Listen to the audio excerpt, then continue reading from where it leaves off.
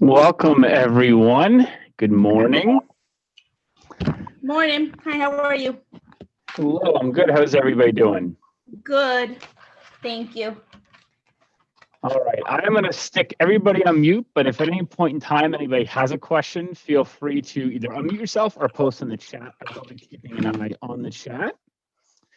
We have a lot to get through today, and we also have a lot of people on this webinar, so I am just going to jump right in.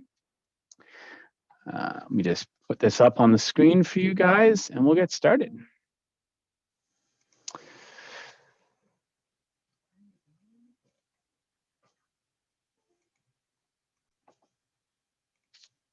All right, and if anybody can't see my screen, now would be a good time to unmute and tell me, but you should be seeing a welcome to Microsoft Teams screen right now.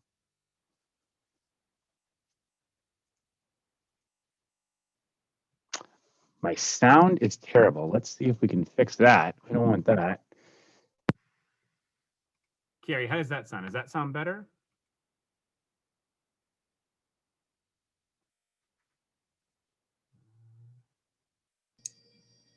That sounds worse to me.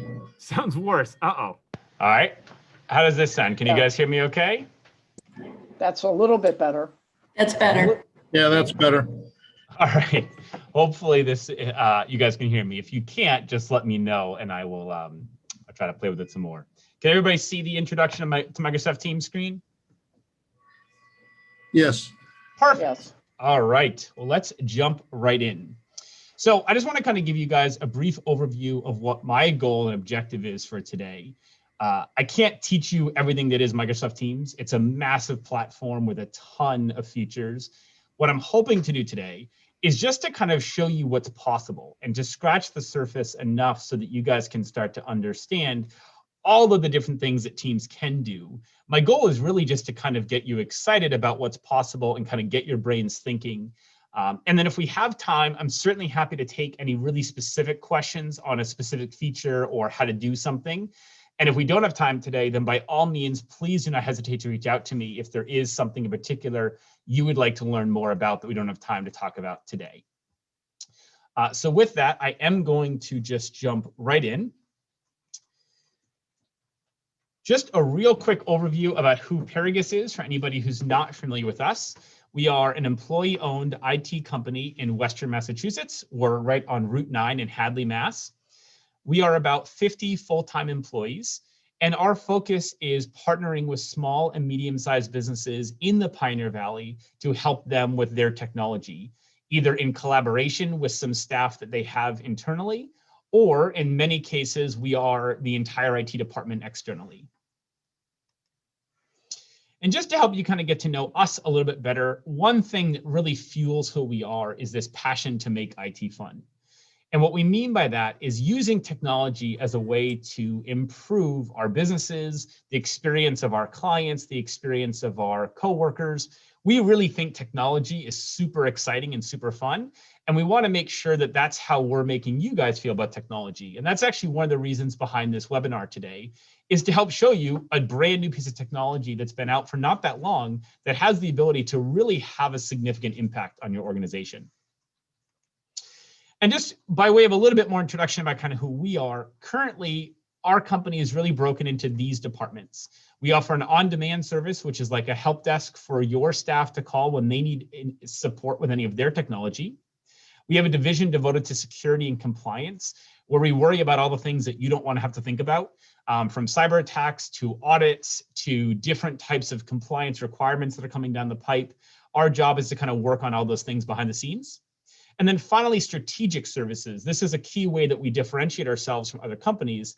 And it's all about helping our clients kind of think about technology at a more broad level. How can you utilize technology to be more efficient, to be more competitive, to save money, to be more strategic? That's really what we're here to help you with. And that's, again, another good piece that we're going to be looking at today. Before I go any further, I do want to address the elephant in the room, which is we're having a webinar on Microsoft Teams, but we're doing it using Zoom. It's a very important question, and it's one that I get all the time of which is better. Is it Microsoft Teams or Zoom? The answer is both. They both have really valuable feature sets and they both have really good use cases. I don't think that I would personally tell an organization that they need to pick one because I don't think that they do the same thing. I personally have found that Zoom is really good for large presentations, especially with external participants. So for example, this webinar today, we have over 80 people signed up. There's 60 people already tuned in. In a situation like that, I actually find that Zoom is the better tool. However, for anything internal, with my staff, with coworkers, we have found Microsoft Teams to be far superior. And we'll talk about that obviously for the rest of today. So the first thing I want to talk about when we talk about Teams is just kind of why are we even having this conversation? If I had sent you all an invite to a webinar on Microsoft Teams a year ago, I think the number of people who signed up for it would have been very small. However, in the last year, Teams has just exploded. And I think that's one of the key reasons that we're here. As you can see in this graph, they're up to 75 daily active users. That's actually a little bit out of date. It's already higher than that. In their competition, which was Slack, they have just completely dwarfed. There was a kind of a moderate, small adoption of Slack. Teams came along and it just took off. So why is that happening? Well, it has a lot to do with this slide here. Microsoft 365 as a product suite has taken off and has massive adoption. And it had really good adoption before COVID struck, but after COVID, the adoption just skyrocketed. You now have more than 200 million users for 365 in the world. That's a massive amount of subscribers, and it really talks about the success of the Microsoft 365 platform. Because of that adoption and how quickly that's going, that's driving a lot of the Microsoft Teams adoption. And why is Microsoft 365 getting so big? It's because of this.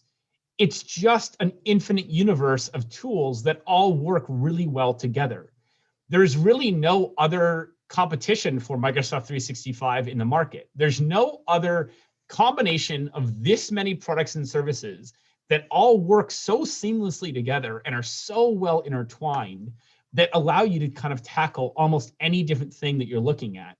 From critical thinking tools to practical functional skills, to creativity, to communication, to curation, to collaboration, and on and on and on.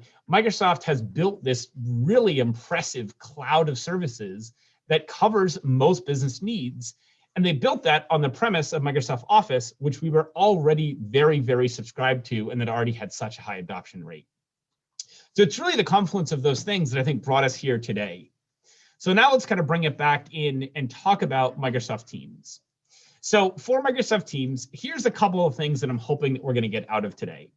I want to just first make sure that everybody's aware of what can Teams even do? What is its feature set at a really, really broad level?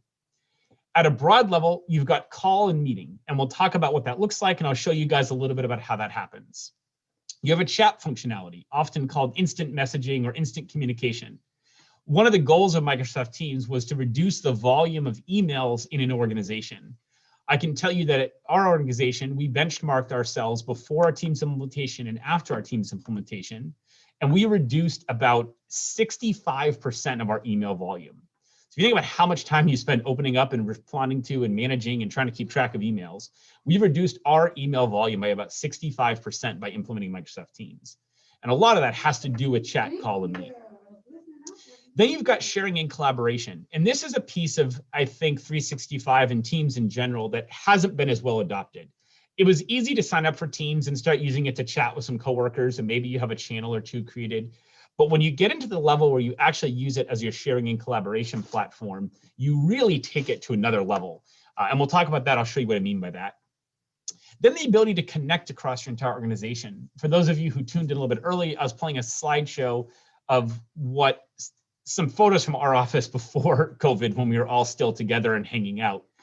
And there's a certain amount of just culture that gets created when you're able to communicate with people who you don't see every day. Teams has done a great job, and the timing of it was very good in allowing organizations to connect in a way that is different than I need to talk to you about a specific business need or request, but allows you to still have a culture, to have kind of an identity for your organization, even in a world where we're all working remotely, or so many of us are now working remotely. And then the crux of it really is the seamless integration with 365. Slack does most of these things, but Slack is a standalone product that checks off the first four of these boxes. What Slack lacked and why Teams took off is the integration with the rest of 365. The fact that everything talks to each other, everything natively is already ingrained, the fact that things move so seamlessly between the different applications, that's really the secret sauce that took Teams from being a Slack competitor to just a market dominator.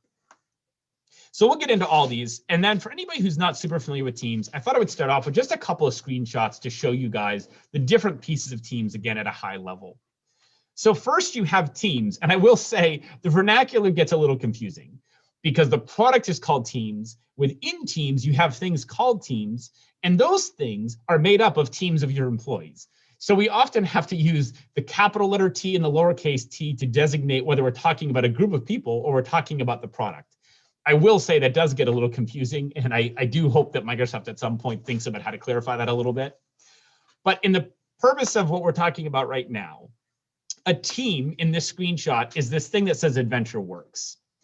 And a team can be one of several things. It could be a department in your company. So for example, you could have the finance team, and you could call it finance, and everyone who's part of finance in your organization could be a member of the finance team in Teams. A team could also be your entire company. So in this case, AdventureWorks is the company, and everybody is part of that team.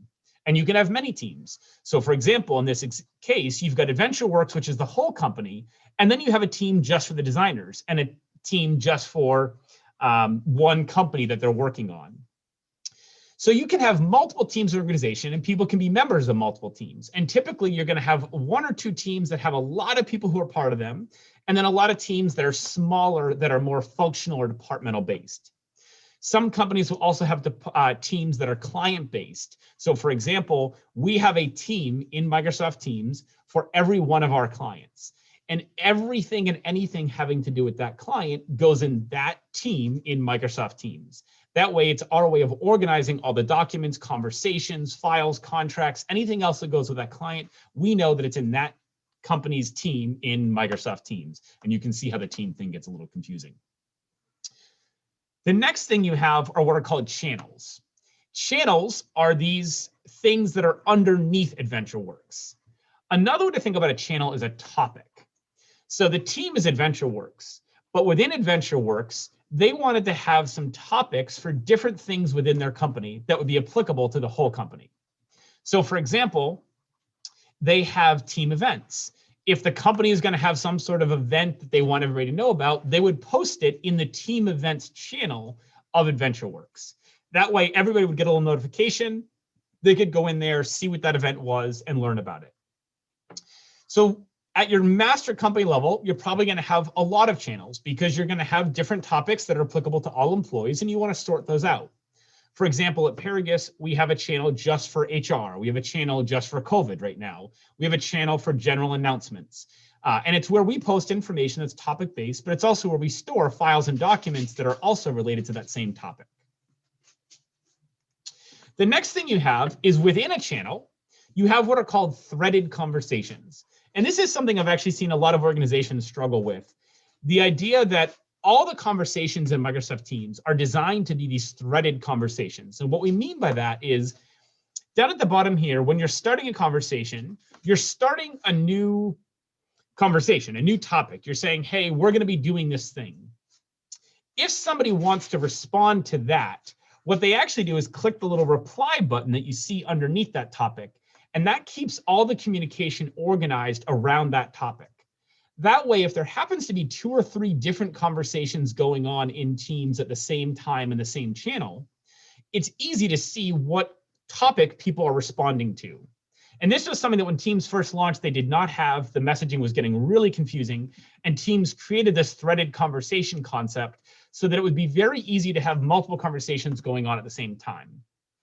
This is one of the reasons that you can start to cut down on email traffic. Because rather than sending out an all-staff email, waiting for people to reply, then somebody sees the reply, then they have to reply again. It allows that conversation that would have happened through email, maybe over the course of a couple of weeks, to happen in Teams. And when I have a free moment, I open up my Teams. I can see there's a couple of conversations. I can see what other people have already commented. If I have something new to add, I can add my comment. And that keeps all that conversation organized as well. So if I want to go back later and look at it, it's all nicely organized together. There's also the ability to like and save messages. So if there's something you really want to keep an eye on, you can thumbs up it, you can tag it, you can do things so that if you want to come back to a conversation later, or it's a conversation that you're going to reference frequently, there's ways that you can do that so that you don't lose that message, and it can go into your save message category so you can quickly retrieve it from there. The next thing I'll show you guys has to do with chat. So far we've talked about communication at a team level in a channel specific way. However, outside of that, you can also have conversations with individual employees within your company. So you can have a chat with anybody in your company you want to by clicking on the chat, typing in their name, and having a one-on-one private conversation with that person. When you're doing that, you can also do something called having a group chat, where you could bring 2 or 3 people into a conversation, maybe separate from what's in a team. So for example, maybe you have a finance team, but you only need to talk to your AR people right now. You could have a private chat with just the accounts receivable people and have a conversation there where you guys can talk to each other, share files, collaborate, have documents without having to spin up a new team or a new channel. The other thing that's kind of cool is when you're in a chat or a team or a channel, if you want to call somebody's attention to something, you can simply hit the @ symbol as if you were kind of like writing an email, and you'll see a drop down of employees' names. You can click that person, and that's going to notify that person that their name has been mentioned in the channel, which brings their attention to it. And again, all of this takes a little bit of practice. It takes a little bit of getting used to, but it's very intuitive. And after, I would say, probably 2 to 3 months, people start to get the hang of it and start to become very comfortable with using Teams as a way to communicate. In our adoption strategies, what we typically recommend is not trying to go all in one shot, but to take certain teams and certain conversations and certain discussions and start to migrate those to Microsoft Teams little by little until you hit kind of a critical mass where the general population of your company is comfortable, and then you can start a much faster migration schedule from there. There's also some fun stuff in Teams, and I think this is important. It's one of the things that Microsoft hasn't always been great at, and it's one thing that was really driving Slack in the early days, and Microsoft fortunately paid attention. But in Slack, there was all these abilities to send GIFs and memes and funny emojis and do kind of some funny stuff. In Microsoft products, that wasn't very common. Microsoft was a little bit more buttoned up, a little bit more professional. And one of the codes that they had to crack was they needed to realize that this platform is a platform for communication. And we communicate in lots of ways, especially now in the digital world that we live in. So in Microsoft Teams, there's all kinds of ways that you can communicate in a way that is expressive beyond just text. So you've got a whole slew of custom memes that you can make. You can upload GIFs anytime. There's a searchable GIF library that you can just type in something. It'll show you a bunch of GIFs. You pick one and it posts it for you. And then an ever-growing library of emojis where you can post all kinds of emojis to express yourself. And some people may think this doesn't matter. This is kind of silly. We don't need that. But I'll tell you, it makes a big difference. Most of your employees, most people in an organization, they communicate using these things every day. This has become part of their day-to-day vernacular of how they communicate with their peers and their friends and their families. Bringing that to work, allowing people to be more expressive will increase your adoption rate. It will make the product more engaging. It'll make it more fun. It'll make it more interesting. And it will lead to better adoption within your organization, and also just make the process a lot more fun, which again, as I was talking about earlier, makes a big difference in terms of how people are going to use technology. All right, so just a couple more screenshots for you so you can see some more pieces. One of the other cool things about Teams is, let's say you're in a conversation. It could be a chat, it could be a channel, it could be a group chat. And you decide, you know what, this is crazy. We just need to jump on a meeting. Like we're chatting back and forth. We're all at our desks. Can we just jump on a quick call? You literally can just press one button. And by pressing that one button, instantly, everybody's connected to a video call. And so without having to send out a Zoom invite, without having to go into WebEx or go to meeting and create a calendar, you literally can just on the fly press a button. And within 3 seconds, everybody is looking at each other, hearing each other, and if necessary, looking at a screen together. And this is one of the reasons why I would differentiate Teams from Zoom, because that's not how Zoom is designed. Zoom is not designed for on-the-fly, quick, instant meetings with people you're already talking to. That's why it's a very different product. It's much more for your internal communication and collaboration, where we're having a conversation. It would make sense for us just to jump on a call instead. I can press a button. On a similar note, if I'm in a chat with somebody up here in this corner, I can press this video button and instantly have a video call with just that person, or I can press the phone button and just have a phone call with that person.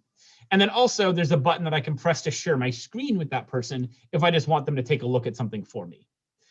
IT people have found this very helpful because it makes it very easy for us to help a user who's having an issue. They can literally press a button, we can see their screen, we can tell them what's wrong, we can hang up, and the whole thing can be over, and usually faster than it would have taken to look up a phone number. The other way you can schedule a meeting is your Outlook calendar is fully integrated into Microsoft Teams. So without having to leave Teams, go to Outlook, open up your calendar, schedule a meeting, you literally can just click the meetings button over here. You can see your schedule. You can hit schedule a meeting if you want to. You can join an existing meeting. You can look at all your upcoming meetings, and you can do that all without having to leave the application. And that's one of the things that Teams is getting really good at, is it's becoming almost the front end of a lot of Microsoft products, so that you don't have to open up 6, 7, 8 different applications, but rather if you wanted to, you could kind of just do a significant amount of your job in Microsoft Teams itself. The other thing that goes along with the meeting conversation is Microsoft is producing all of these physical pieces of hardware that are fully Teams enabled. So for example, this is what's called a Surface Hub. You mount this up on the wall or you get it on a stand, and it is a fully embedded Microsoft Teams device.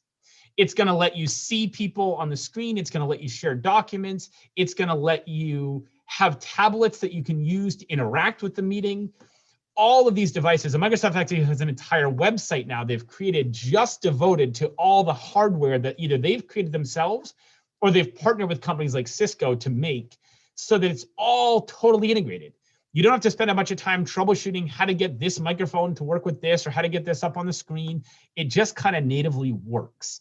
And that's an important piece of setting these things up. Now, somebody in the chat was mentioning they don't have that meetings button on their sidebar. Teams is a very customizable product. From an administration standpoint, you can turn on or off certain features. So if there's a feature I'm talking about that you don't have access to, it's probably just that your administrator hasn't turned that feature on for you, and it's an easy enough thing to turn on. For example, Microsoft just recently announced, too recently for me even put in the webinar, that they're going to start doing breakout rooms. Breakout rooms is something that Zoom's had for a long time. It's been a very, very cool feature. Microsoft has just now announced it. Not everybody's Teams is going to have that feature yet, because your administrator has to go in and enable that feature, because it's still kind of in a little bit of a beta mode. The other thing I like about Teams is if you happen to miss a meeting, or during a meeting, something was said and you want to go back and see it, Teams keeps a really good history of your meeting. So if there was a meeting going on and somebody was making a chat, or they shared a document, or there was a recording of the meeting because somebody hit the record button, all of that gets stored in a meeting history file, so that I can go back and say, oh man, I missed that marketing meeting. I wonder what they talked about. And I can go through and see what they talked about, or I can watch the recording if they recorded it. Or if we talked about something in the meeting and there was a document somebody shared and I really want to go back and see that document again, I can just go to the meeting history, pull up that document and take a look at it. So it's another way that it's just kind of simplifying, keeping things all in one place and keeping them very organized. And the other thing I haven't shared with you is that Teams has a master search tool. You can type something into that search tool and it's going to search channels, chats, files, folders, everything in your Microsoft 365 environment, and it's going to try to locate it for you. And so it allows you to, without even knowing where something was, if I just remember that somebody shared a file in a meeting, I could try to type in some piece of that file, some word that I know is in that file. Like if I know it was about pizza parties, I could type in the word pizza. It's going to show me every document that has the word pizza, even in the file name or in the file itself, any chat, any conversation.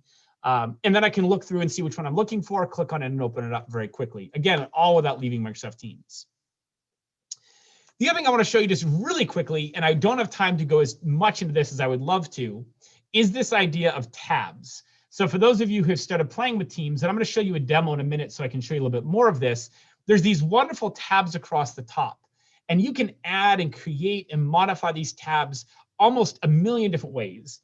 And what Microsoft has done is they've actually integrated with hundreds of non-Microsoft products and allowed you to bring those into your team's environment.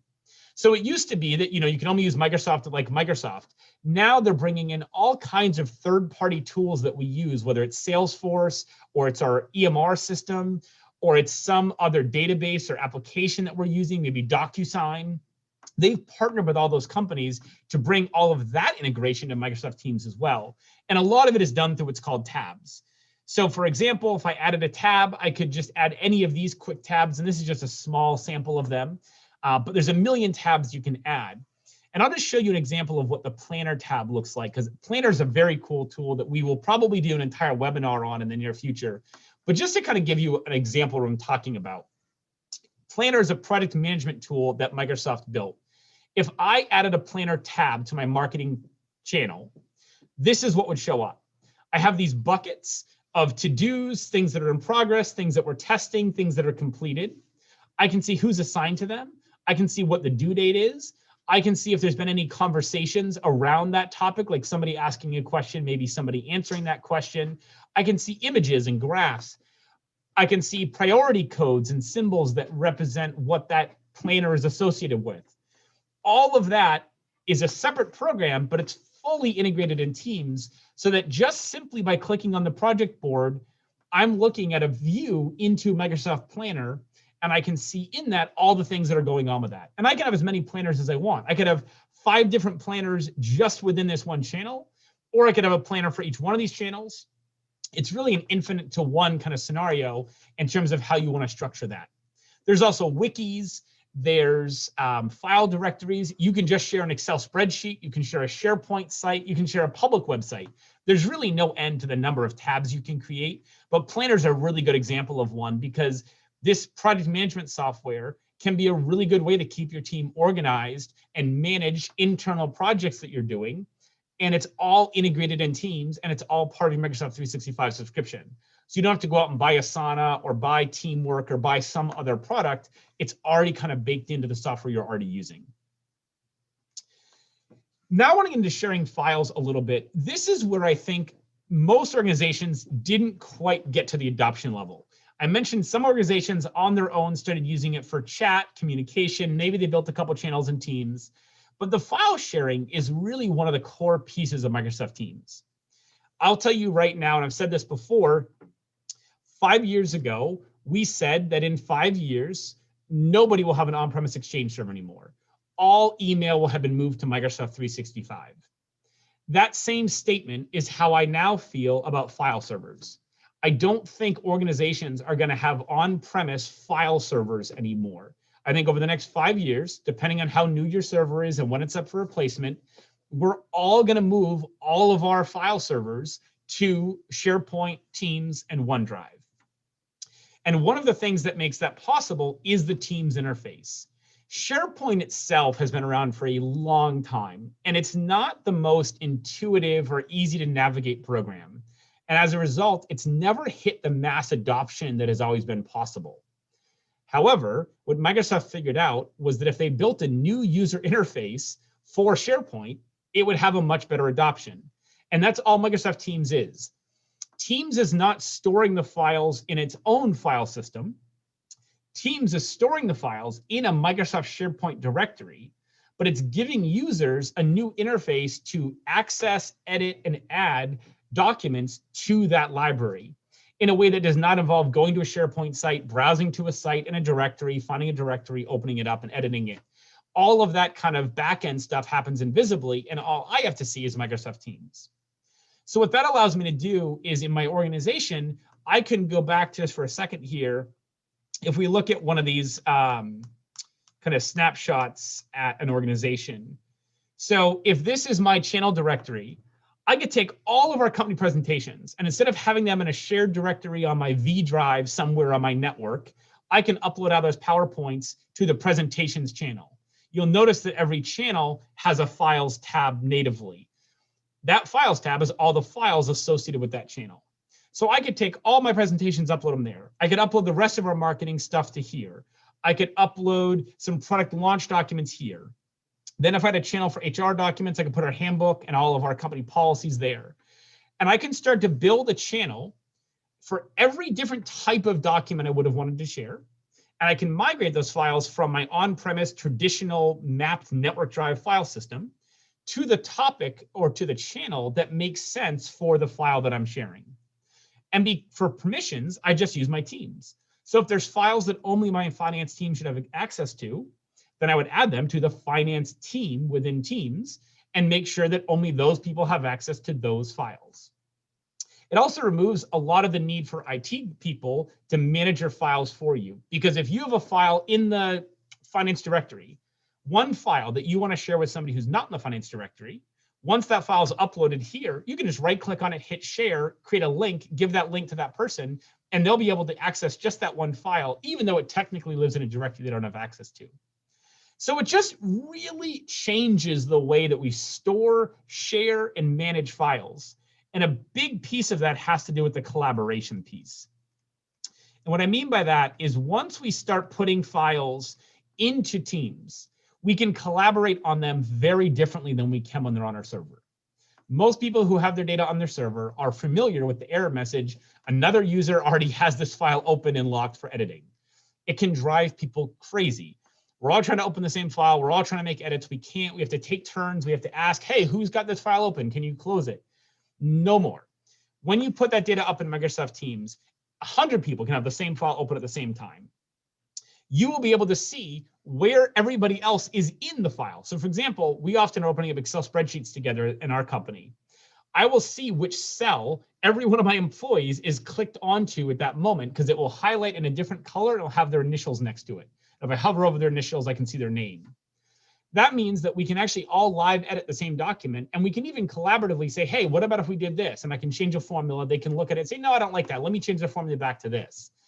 And it allows us to kind of in real time together work on a document, or just simply if it's one that we're each working on when we have time, I don't have to worry about if somebody else left it open or forgot to close out of it or didn't save their changes, because it's saving it in real time automatically, and we can all be in the file at the same time. We can also leave comments. So for example, if I highlight a section that I didn't like, I can make a comment that says, at person's name, I'm not sure this is the right messaging. Can you take another look at this? It's going to send that person a notification that, hey, Delcy Bean left you a comment on this file. Click here to see his comment. You click that, it opens up the document. There's the comment on the side and it says, hey, here's Delcy's comment. They can then reply to that comment, make a change, make an edit, whatever they want to do. And all of that is being recorded and tracked and logged. So if we ever want to go back and look at it, we can. We can go back to the different versions and revisions of that document and see all that information, which is another powerful part about Microsoft Teams, is it's constantly saving your files and saving different versions of them. So I'm sure many of you have had an experience where somebody edited a file and then you wish you could go back and see the older version of that file. Maybe they overwrote some changes they didn't mean to. Maybe they're supposed to hit save as and they hit save. In Microsoft Teams, with one button, I can see a version history of that file going back, some cases, hundreds of versions. And it will show me the date and time and the editor. So I can say, okay, I know I had this document open 2 months ago, and I liked it when I saw it. I want to go back to that version. So I scroll down 2 months, I see Delcy Bean had it open on this day. I click that one. I see, oh, I like this one. And I can either save that as the new permanent one, or I can save it as another version of it. Maybe I want it for my own use, and I'm going to leave the other one alone. And again, it just talks a lot about how all of this file collaboration, communication, storage has been revolutionized compared to how most of us are still doing it. An on-prem file server where we're storing documents on a server in an S drive or a V drive or a B drive, and we have to see who's got it open, all of that just goes away. And it really, really revolutionizes it. Now, somebody's asking a really good question in the chat, which is how safe are the documents that are saved? The safety is all about the implementation. So Microsoft 365 as a product is a very well-designed, very secure, very good product. Just like with anything else, though, it's going to come down to how you use that product. If people are saving documents to their desktop and their laptop, their computer is not encrypted, and they're taking that computer home and they leave it in their car and their car is stolen, the documents that were saved to that desktop are vulnerable, the same as they would be if they were on your server. However, what you can do in Microsoft that you can't do on a server is you can set a lot more permissions and policies and rules. So for example, if I'm an organization that has a handful of documents that have personal information or PHI or PI or something that I need to protect because I'm required to by law, I can set rules for those Teams directories that say these files cannot be downloaded. I can make rules that say anytime these files are opened, I want a log created of who opened it when.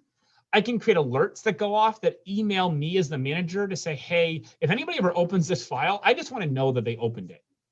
There's a lot you can do to safeguard your documents and your files and your data within Microsoft 365 that far go beyond what we can do in a traditional on-premise file server. There's even now these templates that we can apply. So if we can tell Microsoft, this is an organization that has HIPAA high-tech compliance, they also have ADA compliance, they also have Mass CMR 17 compliance. And it will suggest policies for me based on those compliance laws and help me apply them to my organization so that I know that my files are being stored in compliance with those laws, whether it's retention policies, access policies, download policies, whatever that may be. Now, beyond that, you still have to secure your environment. Just like if your network has really bad passwords and no lockout policy, and you never disable old accounts, your network isn't going to be very safe. The same is true of your Microsoft 365 tenant. You need to have really good passwords. Those passwords should change. You need to disable users the second they no longer work for you. And what I would say is pretty much just a requirement now. In fact, we've made it a requirement for all of our customers, is you have to have multi-factor authentication. Just a username and password isn't enough because too many people are susceptible to giving out their password in a phishing attack. And then that user instantly has access to that environment. So we're requiring for all of our customers, you need to have a second level of authentication. In most cases, it's a push notification that goes to your phone. So when I try to log into 365, my phone pops up and says, hey, you're trying to log in 365. Is that you? I just press yes. And then all of a sudden it lets me in and that's all I have to do. That's one version of multi-factor authentication. There are many others, but we do strongly recommend that you have some sort of multi-factor authentication and that somebody has taken the time to really customize your 365 tenant so that you have the right rules on the right data. There might be some documents that you're perfectly fine with people downloading to their desktop, and there might be some that you're not. You can get very granular and specific about what you want those rules to be, and also what you want the alerts and logging and monitoring to be. All right, so now what I want to do is shift gears a little bit, and I actually want to show you guys a real Teams environment, and I'm going to use mine as the case study. So I'm going to stop sharing just a sec so I can do a new share. I'm going to minimize this, and we're going to go into here. All right, so now I'm going to share my actual screen with you. Okay, and perfect. So you should now be able to see kind of like a starry camp scene. Assuming that's true, I'm now going to show you our Microsoft Teams environment. So this is how Paragus is using Microsoft Teams. And when I talk about Microsoft Teams, I will tell you there is no right or wrong way to do Microsoft Teams. What you need to do is you need to do it uniquely your way. And one thing that we've gotten really good at and are continuing to get better and better at is kind of helping our clients through the journey of implementing Microsoft Teams.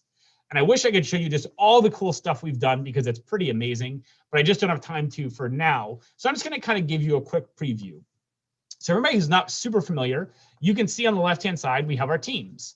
I have everything from our all partners team, which is where we have a bunch of channels that are applicable to everybody. I mentioned things like HR. We also have a gratitude channel where we call out people who are doing really good, really good things for the company or for our clients.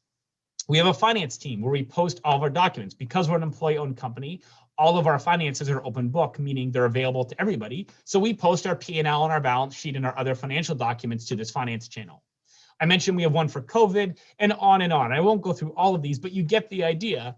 And for each of these, you not only have the conversations and the posts, but here's somebody asking a question about direct deposit, but you also have the files. So for example, we've got all of our HR related documents, our company policies, our career ladders, information about our ESOP, all of that kind of thing we're going to post here. We also use OneNote a lot. If you're an organization that uses OneNote, OneNote seamlessly integrates into Microsoft Teams. You can create a notebook and just add it up into Teams, and it just shows up as a tab within your Microsoft Teams environment. We also have a planner, just to show you one of those. We have a partner onboarding planner. So when we hire a new employee, there's a lot we want them to learn in their first 90 days. We have turned that into a planner template of what they need to do their first week, what they need to do week 2, week 3 through 6, 6 through 12, you get the idea. So when a new partner starts, we take this blank template, create a copy of it, assign it to that new employee, and that employee now has a 90-day checklist of what they need to do.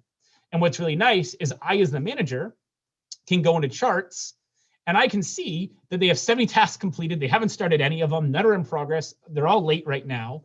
And I can kind of track their progress and performance on their onboarding or on their project or on their career ladder or whatever else it is that I built this planner to track and manage for that particular employee or project or customer or whatever else it is that we're managing. You also can see it in a schedule view that if everything had a due date, you'd be able to see what day each task is due. In this case, because it's a template, we don't have due dates on it. But if it wasn't a template, we could have due dates on it. Somebody in the chat is asking, what's the difference between a chat and Teams groups?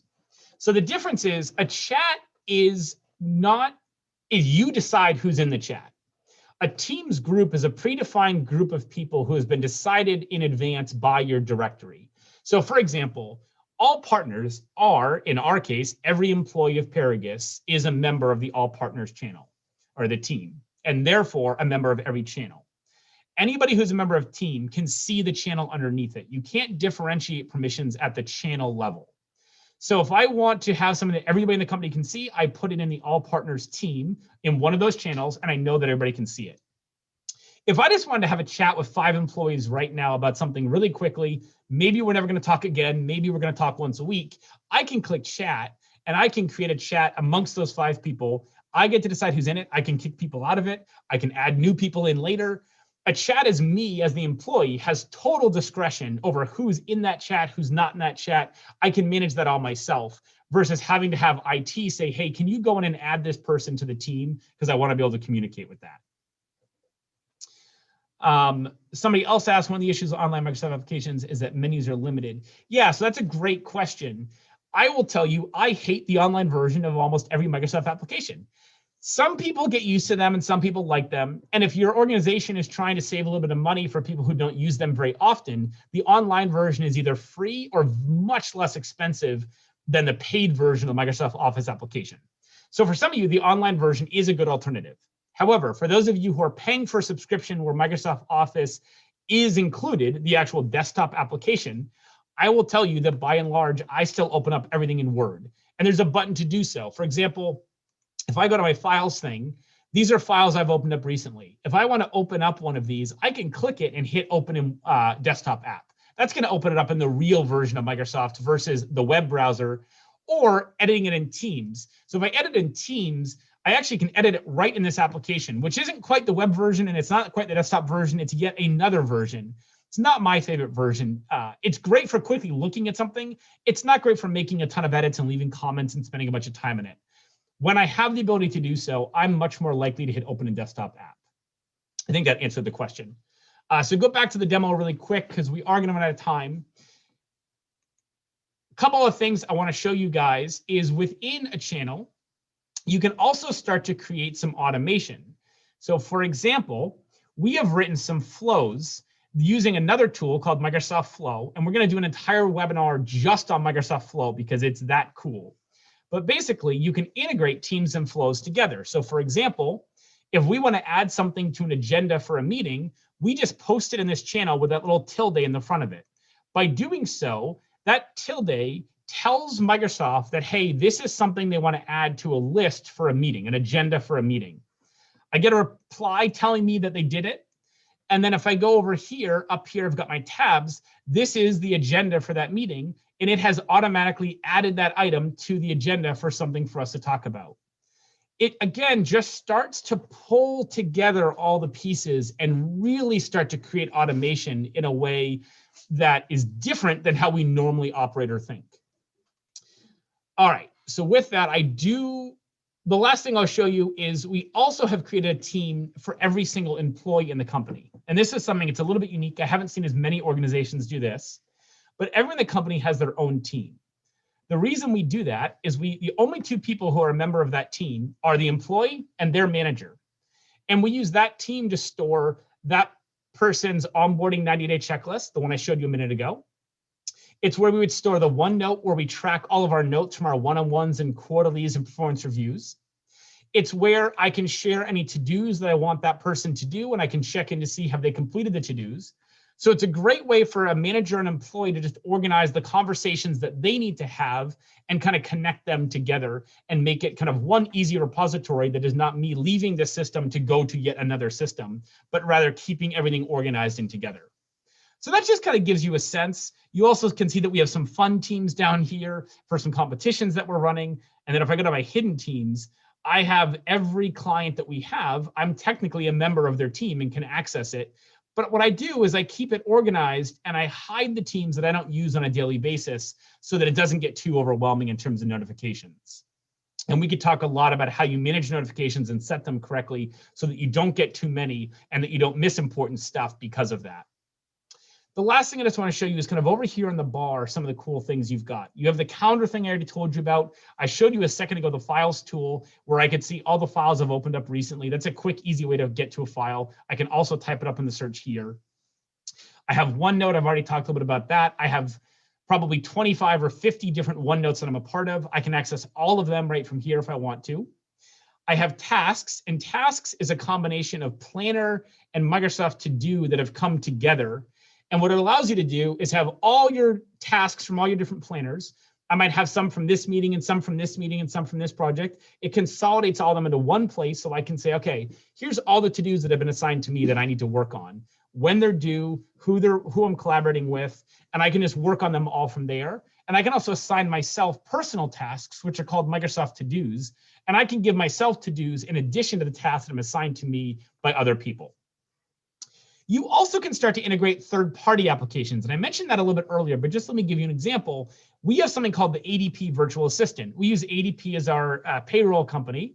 And the ADP Virtual Assistant is a plugin for Microsoft Teams where I can click on it and ask for a copy of my pay stub. I can ask for how much PTO I have left. I can actually ask to take a day off, and it will run me through the process of, is this sick? Are you taking vacation? What are you doing?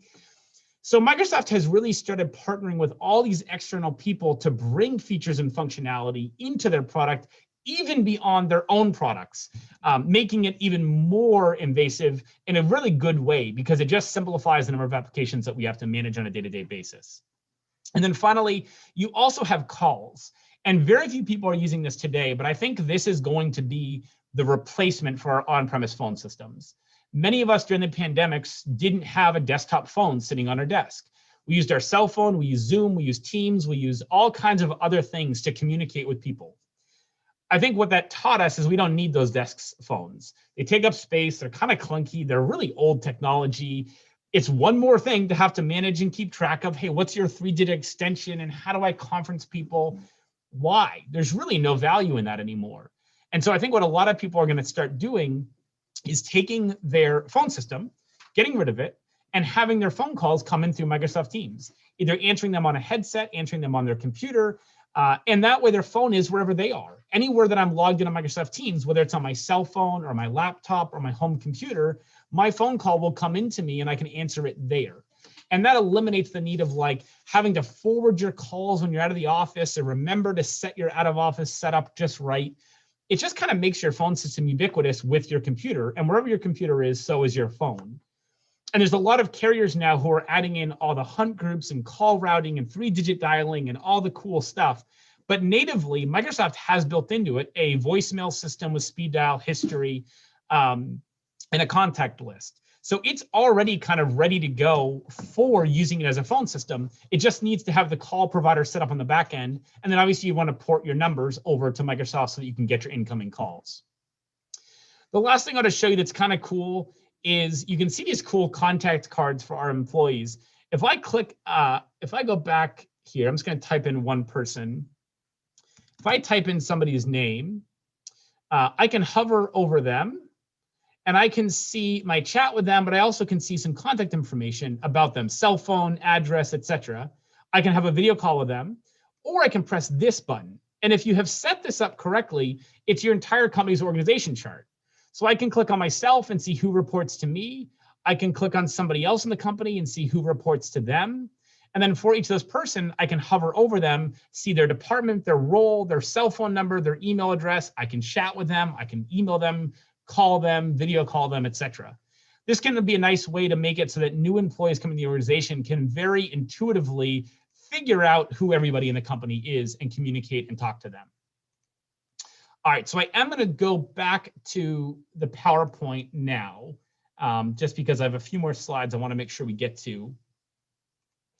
So hopefully what I have done is opened up your eyes a little bit to some of what's possible. The question I'd love for many of you to be thinking in your head right now is, where do I go from here? There's at least some part of this that has me excited, some part of this that I think could be good for our business, something that I want to do. Well, that's exactly what we're here to do. We're here to help organizations understand and navigate this challenge, because it can feel a little overwhelming. It can be a little bit hard to know where to start. How do I get the most adoption? I hear a lot from our clients saying, our staff aren't very technological savvy. They're going to have a hard time with change. They're going to resist this. We've heard all of those challenges. We've overcome all of those challenges. And so really what we want you to know is that we're here to help you navigate this. And when I say navigate it, I often refer to Teams as a journey. It's not a destination. You're not just going to say Teams is done, mission complete, let's move on to something else. The Microsoft 365 platform in general is so enormous and is growing so quickly and changing so quickly that it is an ever-going journey. It's about, where are we today? Where do you want to be tomorrow or next month or next quarter or next year? And then continuing to adapt and model and move in more and more direction to pick up more and more of the opportunity that's available to you. But it isn't going to be an overnight thing, and it isn't a one and done thing. It really is an ongoing journey that, like any journey, it's really good to have a Sherpa. It's good to have someone who's going to do the heavy lifting, the stuff that you don't want to have to do. It's good to have someone who knows what's around the next corner and can help navigate you and guide you so that you don't make mistakes and waste a bunch of time or have a bad adoption that turns your employees off or accidentally leak information that you don't want to leak. And have somebody who's going to guide you to success, who's ultimately motivated to get you to that finish line, to the top of the summit in this case, and make sure that there's somebody who's got your back and is going to help you get there. Which brings me to kind of what we've really been starting to get ready to launch at Paragus. This is the first official time we've talked about it, but we're launching an entire fourth division of our company.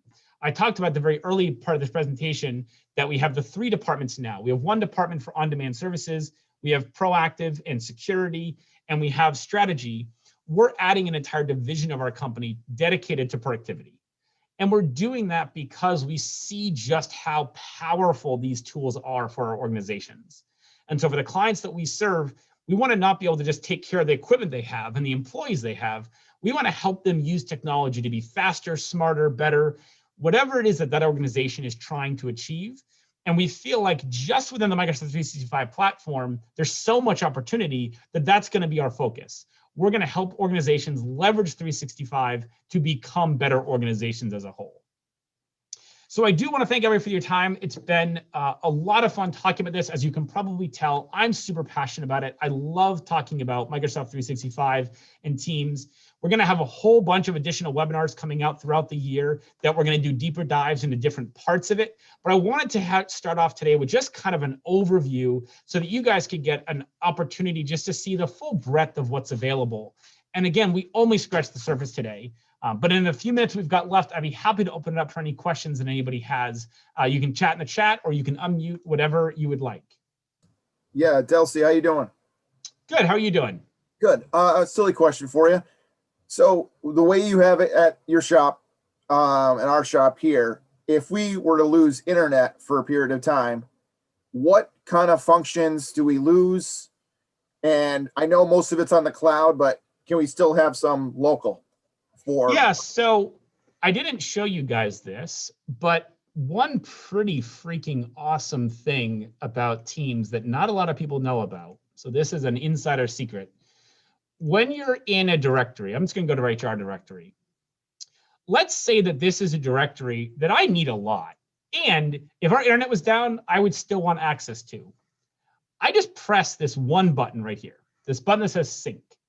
By doing that, this directory is going to get added to my computer And I'll show you what that looks like. So if I open up my File Explorer, I now have this thing that says OneDrive Paragus IT. This OneDrive Paragus IT is going to have any directories or files that I have mapped by clicking that sync button. Those files are available to me offline. So if we lose internet, or I'm on an airplane and there's airplane mode and there's no Wi-Fi, I can continue to edit and work on those files. And then seamlessly, as soon as my computer's internet, it's going to sync all the changes. It's going to take anything I've edited or changed, anything that's changed at Microsoft, and just bring them together in a way that's very, very clean and easy. I also have OneDrive.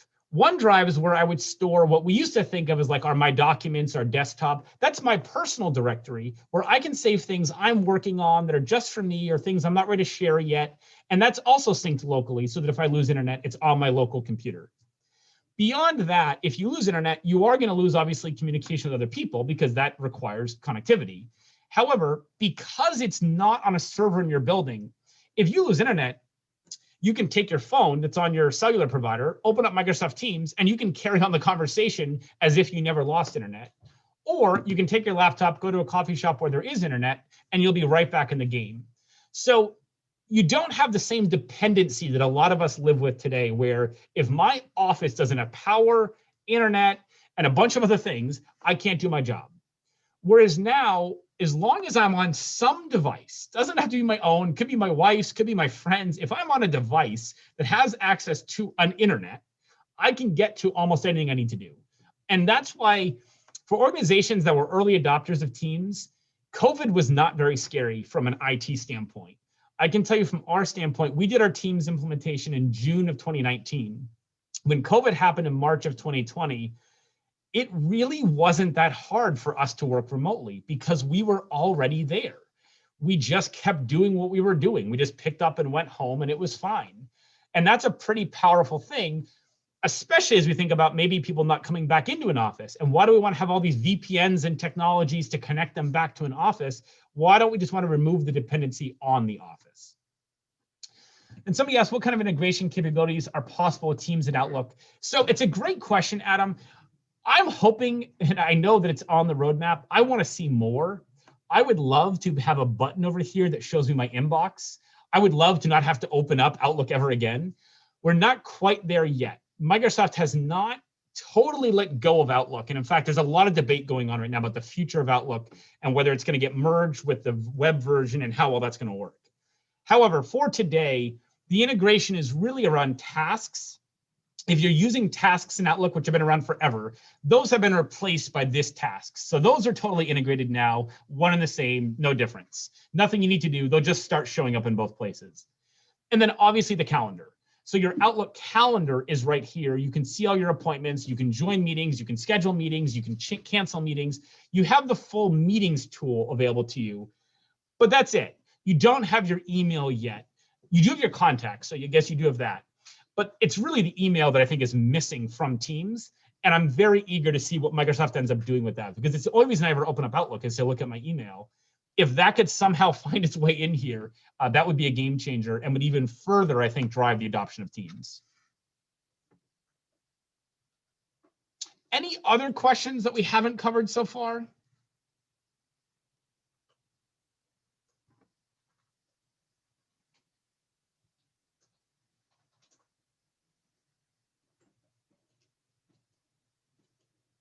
The last thing I want to show you guys while we're wrapping up here is you can actually be part of more than one Teams organization.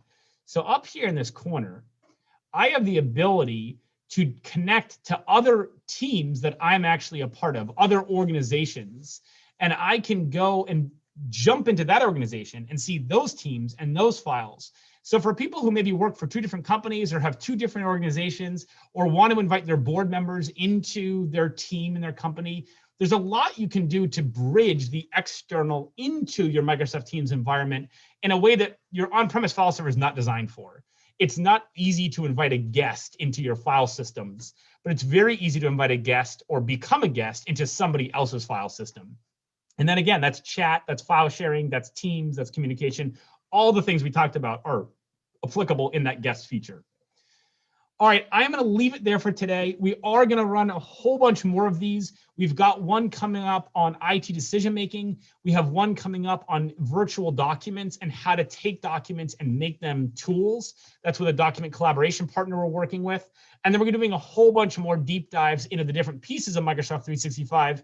Probably the one I'm most excited for is the Microsoft Automate one that's going to be coming up in a few months. That one's going to be really cool. And I think you'll be impressed at just how much in your business you can organize and automate. So I will leave it there. At the end of the presentation, probably within 24 hours or so, we will email everybody a copy of it, the recording, so that if you want to watch it again or share it with somebody else or you came in late, you'll have access to it. And if you have any questions, please do not hesitate to reach out. We're always here. We always love helping on anything we can do to make IT fun for you. It's our job. So thank you guys very much and hope you have a great rest of your day. Thank you, Delsey. Thank you, Delsey. Thank you, Delcy.